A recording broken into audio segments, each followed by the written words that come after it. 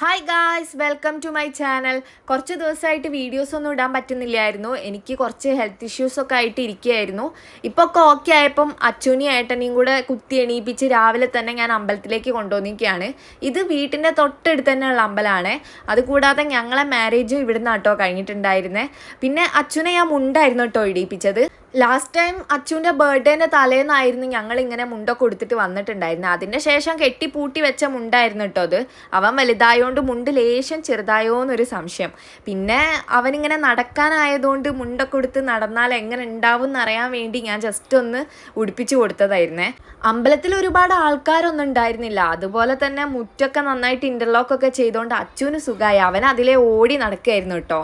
ഞങ്ങൾ എപ്പോൾ ഈ അമ്പലത്തിൽ വന്നാലും ഈ കാണുന്ന സ്പോട്ടിലിരുത്തി അച്ചുവിൻ്റെ വീഡിയോസും ഫോട്ടോസും ഒക്കെ എടുക്കാറുണ്ട്. ഇത് അച്ചു ജനിക്കുന്നതിന് മുന്നേ ആണെങ്കിൽ ഞാനും ഏട്ടനും കൂടിയായിരുന്നു ഇവിടുന്ന് ഫോട്ടോസൊക്കെ എടുക്കാറ്. ഇപ്പം അവളുള്ളതുകൊണ്ട് അവനായിരുന്നു മെയിനാണ്. ഇത് ഒരുപാട് വർഷം പഴക്കമുള്ള അമ്പലമാണ് കേട്ടോ. ഈ അമ്പലത്തിൻ്റെ ഉള്ളിലൊക്കെ കയറിയ ശരിക്കും പഴകിയ ഒരു തറവാട്ട് വീട്ടിൽ കയറിയ ഒരു ഫീലൊക്കെ ഉണ്ടാവും കേട്ടോ നമുക്ക്.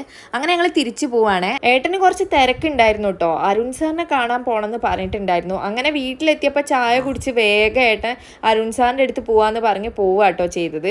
ഏട്ടൻ പോയി അപ്പം തന്നെ ഉണ്ട് അരുൺ സാറ് ഏട്ടനെ ചോദിച്ച് വീട്ടിലേക്ക് വരുന്നത്. പക്ഷേ അങ്ങനെ വന്നതുകൊണ്ട് ഉപകാരം ഉണ്ടായത് എനിക്കും അച്ഛനുമാണ്. അച്ഛന് വലിയൊരു ഡയറി മിൽക്കൊക്കെ വാങ്ങിക്കൊടുത്തിട്ടാണ് സാറ് പോയിട്ടുണ്ടായിരുന്നത്.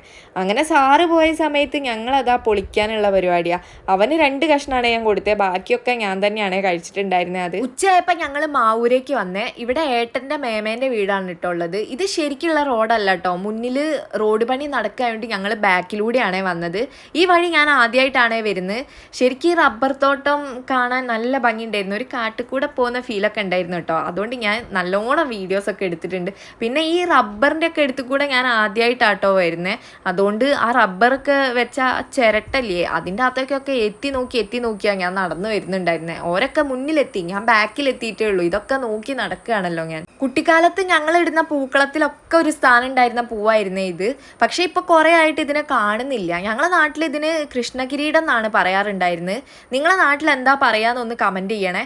വീട്ടിൽ അമ്മമ്മയും ശ്രീകുട്ടിയൊക്കെ ഉണ്ടായിരുന്നേ. ശ്രീകുട്ടി എന്ന് പറഞ്ഞാൽ മേമേൻ്റെ മോളാണ്. ഈ നിൽക്കുന്ന ആളെ കണ്ടോ, ഇത് ശ്രീകുട്ടീൻ്റെ മോളാണ് കേട്ടോ. ഇവളെ പേര് ഐറ സമാറ എന്നാണ്. പക്ഷേ ഞാൻ ചുരുക്കി സമു എന്നാണ് വിളിക്കുക. ഞങ്ങളെ കണ്ടപ്പോൾ അവൾ വിളിച്ച് നിൽക്കുക നാണം കുടുങ്ങിയിട്ട്. അച്ഛന് സമൂനെ നന്നായിട്ട് അറിയാം കേട്ടോ. ഞാൻ സമൂൻ്റെ അടുത്ത് പോവാന്ന് പറഞ്ഞിട്ടാണ് അവനെ വീട്ടിലേക്ക് കൂട്ടി കൊണ്ടുവന്നിട്ടുണ്ടായിരുന്നത്. പിന്നെ അവൻ എപ്പോഴും ചേച്ചി എന്ന് വിളിച്ച് അവളെ വഴിയെ നടക്കുന്ന ആളാണ്.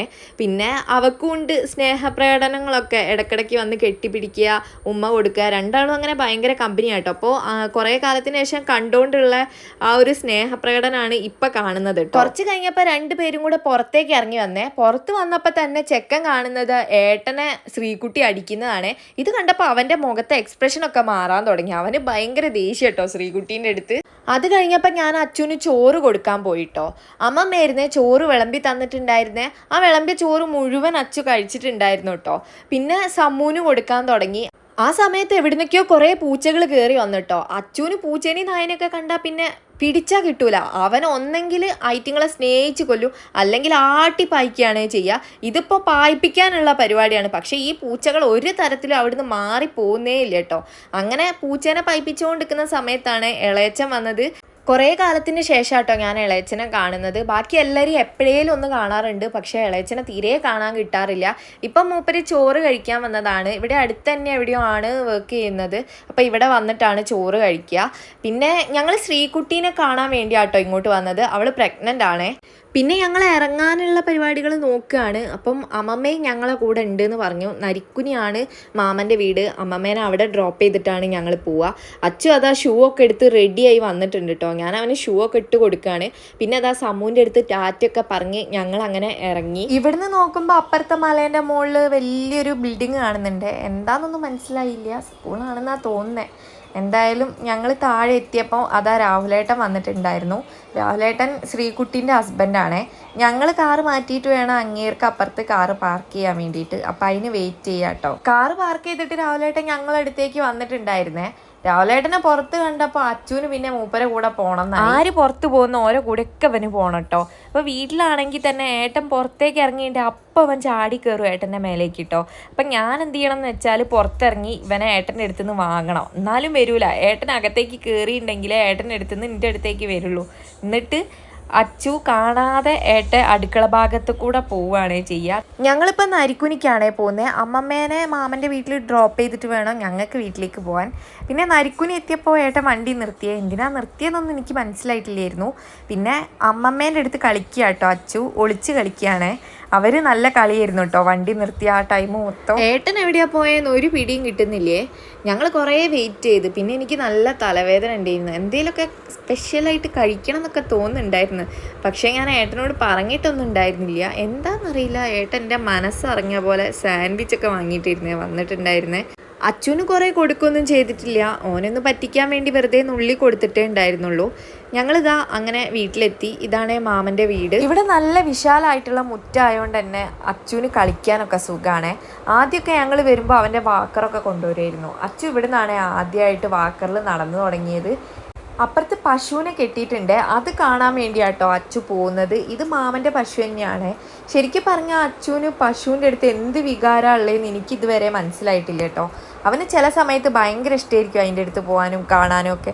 പക്ഷേ ചില സമയത്ത് അവന് മുമ്പാന്ന് കേൾക്കുമ്പോഴത്തേക്ക് അവൻ്റെ ഫേസിൻ്റെ എക്സ്പ്രഷനൊക്കെ മാറി സങ്കടമാവേ. പിന്നെ ഇതാ ആലേൻ്റെ അടുത്ത് പോയപ്പോൾ മാമ ആല കഴുകിക്കൊണ്ടിരിക്കുകയായിരുന്നു. അത് കഴിഞ്ഞ് ഞങ്ങൾ പോകാമെന്ന് വിചാരിച്ച് നിൽക്കുമ്പോഴത്തേക്ക് ഇതാ നല്ല മഴ പെയ്തിട്ടുണ്ടായിരുന്നേ. കുറച്ച് നേരം ഇരുന്നിട്ട് ഞങ്ങൾ വേഗം അവിടെ നിന്ന് ഇറങ്ങിയേ. ഏട്ടൻ എന്തൊക്കെയോ വർക്ക് പെൻഡിങ് ഉണ്ട് എന്ന് പറഞ്ഞു. പിന്നെ ഞങ്ങൾ ഇന്ന് രാത്രി ശ്രീകുട്ടീനെ ക്ഷണിച്ചിട്ടുണ്ടായിരുന്നു ഡിന്നർ കഴിക്കുക. അവളെ മാരേജ് ആണല്ലോ. അപ്പോൾ അതിൻ്റെ കുറച്ച് പരിപാടികളൊക്കെ പെൻഡിങ് ഉണ്ടായിരുന്നു. അതുകൊണ്ട് ഞങ്ങൾ വേഗം പോയിട്ടോ. പോകുന്ന വഴിക്ക് നൈസായിട്ടൊന്ന് ഹോസ്പിറ്റലൊക്കെ കയറിയിട്ടുണ്ടായിരുന്നു. ഞാൻ പറഞ്ഞിരുന്നല്ലോ എനിക്ക് വയ്യാന്ന്. സോ ഞങ്ങളെല്ലാം കഴിഞ്ഞ് ലേറ്റായാണ് വീട്ടിലെത്തിയപ്പോൾ അതാ ഒരാൾ പണിയെടുത്തുകൊണ്ട് നിൽക്കുകയാണ്. വേറെ ആരുമല്ല, നമ്മളെ കല്യാണപ്പെണ്ണ് ശ്രീകുട്ടി. ഓളെ കഴിക്കാൻ വേണ്ടി ക്ഷണിച്ച് വരുത്തിയിട്ട് ഞങ്ങൾ ഓളെ കൊണ്ട് തന്നെ പണിയെടുപ്പിച്ചാണ്. ഇന്ന് ഡിന്നറിന് അഭിഷേകൻ്റെ സ്പെഷ്യൽ ചിക്കൻ കറിയും നെയ്ച്ചോറും ആയിരുന്നു കേട്ടോ. അതുകൊണ്ട് തന്നെ മക്കളൊക്കെ വേഗം എടുത്ത് കഴിച്ച് അച്ചുവിനും ഞാൻ കൊടുത്തിട്ടുണ്ടായിരുന്നു. പിന്നെ ഞങ്ങളും കഴിച്ചു. അത്രയേ ഉള്ളൂ ഇന്നത്തെ വിശേഷങ്ങളൊക്കെ. ഇനി മറ്റൊരു വീഡിയോ ആയിട്ട് വീണ്ടും കാണാം. Bye bye.